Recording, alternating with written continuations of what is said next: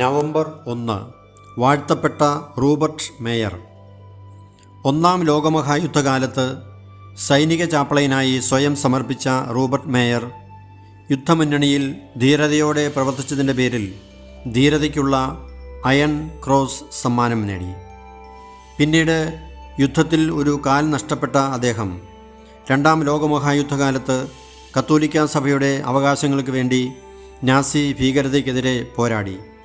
വിശ്വാസത്തിൻ്റെ പോരാളിയും ധീരതയുടെ പ്രതീകവുമാണ് നിരവധി വർഷങ്ങൾ ഹിറ്റ്ലറുടെ തടവറയിൽ കഴിഞ്ഞ ഈശോസഭാ വൈദികനായ വാഴ്ത്തപ്പെട്ട റൂബർട്ട് മേയർ. 1876 ജർമ്മനിയിലെ സ്റ്റട്ട്ഗാർട്ടിൽ സമ്പന്നരും ഭക്തരുമായ ഒരു കത്തോലിക്ക കുടുംബത്തിൽ റൂബർട്ട് മേയർ ജനിച്ചു. മാതാപിതാക്കളായ കാൾ മേയറും അഗതെ മേയറും മക്കൾക്ക് ഉറച്ച ക്രിസ്തീയ വിശ്വാസം നൽകി. ചെറുപ്പം മുതൽ ഉണർവുള്ള വ്യക്തിത്വവും സഹാനുഭൂതിയുള്ളവനുമായിരുന്നു റൂബർട്ട്. 1894 സ്കൂൾ വിദ്യാഭ്യാസം പൂർത്തിയാക്കിയ അദ്ദേഹം സ്വിറ്റ്സർലൻഡിലെ ഫ്രീബർഗിൽ തത്വശാസ്ത്രവും ദൈവശാസ്ത്രവും പഠിച്ചു.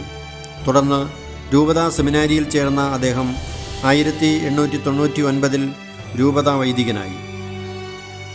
ഒരു വർഷം സഹവികാരിയായി ജോലി ചെയ്തതിനു ശേഷം 1900 റൂബർട്ട് ഈശോ സഭയിൽ ചേർന്നു. നോവിഷ്യേറ്റിന് ശേഷം നെതർലൻഡിലേക്ക് പോയ അദ്ദേഹം 1911 വരെ പഠനം തുടർന്നു. പഠനത്തിന് ശേഷം ജർമ്മനി, നെതർലൻഡ്, സ്വിറ്റ്സർലൻഡ് എന്നിവിടങ്ങളിലുള്ള മിഷൻ ഇടവകകളിൽ അദ്ദേഹം പ്രസംഗിച്ചു. 1912 മ്യൂണിക്കിൽ തിരിച്ചെത്തിയ അദ്ദേഹം തൊഴിൽ തേടി അവിടെ എത്തിയ കുടിയേറ്റക്കാരുടെ ഇടയിൽ പ്രവർത്തിച്ചു. അവർക്ക് വേണ്ടി അദ്ദേഹം ഭക്ഷണവും വസ്ത്രവും ശേഖരിച്ചു. മ്യൂണിക്കിൽ തീഷ്ണതയോടെ സുവിശേഷം പ്രസംഗിച്ച അദ്ദേഹം അനേക മണിക്കൂറുകൾ കുമ്പസാരക്കൂട്ടിൽ ചെലവഴിച്ചു. നഗരത്തിൻ്റെ അപ്പസ്തോലനെന്ന് അദ്ദേഹം വിളിക്കപ്പെട്ടു. ഈശോയുടെ തിരുഹൃദയത്തിൻ്റെയും പരിശുദ്ധ കന്യകാമറിയത്തിൻ്റെയും വലിയ ഭക്തനായിരുന്നു റൂബർട്ട്. ഒന്നാം ലോകമഹായുദ്ധം പൊട്ടിപ്പുറപ്പെട്ടപ്പോൾ പട്ടാള ചാപ്പളയനായി സേവനം ചെയ്യാൻ റൂബർട്ട് സ്വയം തീരുമാനമെടുത്തു. വലിയ ധീരതയോടെ യുദ്ധം ചെയ്യുന്ന പട്ടാളക്കാരോടൊപ്പം മുൻനിരയിൽ അദ്ദേഹം നിന്നു. സ്വന്തം ജീവൻ നഷ്ടപ്പെടുത്താൻ തയ്യാറായിക്കൊണ്ട് ദിവ്യകാരുണ്യം നൽകാനും ആശ്വാസം നൽകാനുമായി അദ്ദേഹം ഓരോ പടയാളികളുടെയും അടുത്ത് നിലത്തുകൂടി ഇഴഞ്ഞിഴഞ്ഞ് എത്തി. 1915 ഡിസംബറിൽ ധീരതയ്ക്കുള്ള അയൺ ക്രോസ് അവാർഡ് ലഭിച്ച ആദ്യത്തെ സൈനിക ചാപ്പളയനാണ് ഫാദർ റൂബർട്ട് മേയർ. 1916 വെടിവയ്പ്പിനിടയിൽ നിന്ന് പട്ടാളക്കാരെ രക്ഷപ്പെടുത്തുന്നതിനിടയിൽ ഒരു ഗ്രനേഡ് പൊട്ടി ഗുരുതരമായി മുറിവേറ്റ റൂബർട്ടിന് ഒരു കാൽ നഷ്ടമായി. ദീർഘനാളത്തെ ചികിത്സയ്ക്ക് ശേഷം സൗഖ്യം പ്രാപിച്ച റൂബർട്ട് തടികൊണ്ടുള്ള കൃത്രിമക്കാലുമായി മ്യൂണിക്കിൽ തിരിച്ചെത്തി. പൗരോഹിത്യ ശുശ്രൂഷ തുടർന്നു. യുദ്ധത്തിന് ശേഷം ജർമ്മനിയിൽ ഏറ്റവും പ്രസിദ്ധനായ ഒരു പ്രസംഗകനായിരുന്നു റൂബർട്ട്. നഗരം മുഴുവൻ ചുറ്റി സഞ്ചരിച്ച് ഓരോ മാസവും 70 പ്രസംഗങ്ങൾ വരെ അദ്ദേഹം നടത്തിയിട്ടുണ്ട്. അൽമായ സംഘടനയ്ക്ക് നേതൃത്വം നൽകിയ അദ്ദേഹത്തിലൂടെ അനേകർ സന്യാസ ജീവിതത്തിലേക്ക് ആകർഷിക്കപ്പെട്ടു. ഫാദർ റൂബർട്ട് മേയർ തുടർച്ചയായി പ്രസംഗിച്ചുകൊണ്ടിരുന്ന സ്ഥലമായിരുന്നു മ്യൂണിക്കിലെ വിശുദ്ധ മിഖായേലിൻ്റെ ദേവാലയം. ആയിരക്കണക്കിന് ആളുകൾ അദ്ദേഹത്തിൻ്റെ പ്രസംഗം കേൾക്കാൻ അവിടെ എത്തിയിരുന്നു. 1930കളിൽ ഹിറ്റ്ലർ നേതൃത്വം നൽകിയ നാസികൾ ജർമ്മൻ ഭരണത്തിൽ ശക്തി പ്രാപിച്ചപ്പോൾ അവരുടെ ആശയങ്ങൾക്കും വംശീയതയ്ക്കും സഭയ്ക്കെതിരെയുള്ള ആക്രമണങ്ങൾക്കുമെതിരെ ധീരതയോടെ പ്രസംഗിച്ച വളരെ ചുരുക്കം കത്തോലിക്ക പുരോഹിതരിൽ ഒരാളാണ് റൂബർട്ട് മേയർ. അങ്ങനെ നാസി പോലീസായ ഗെസ്റ്റപ്പോയുടെ ശത്രുവായി അദ്ദേഹം മാറി. 1937 മെയ് 16 പൊതുസ്ഥലത്ത് പ്രസംഗിക്കുന്നില്ലെന്നും ഗെസ്റ്റപ്പോ അദ്ദേഹത്തെ വിലക്കി. എന്നാൽ ദേവാലയത്തിനുള്ളിൽ പ്രസംഗം തുടർന്ന അദ്ദേഹത്തെ ജൂൺ 5 അറസ്റ്റ് ചെയ്ത് തടവിലാക്കി.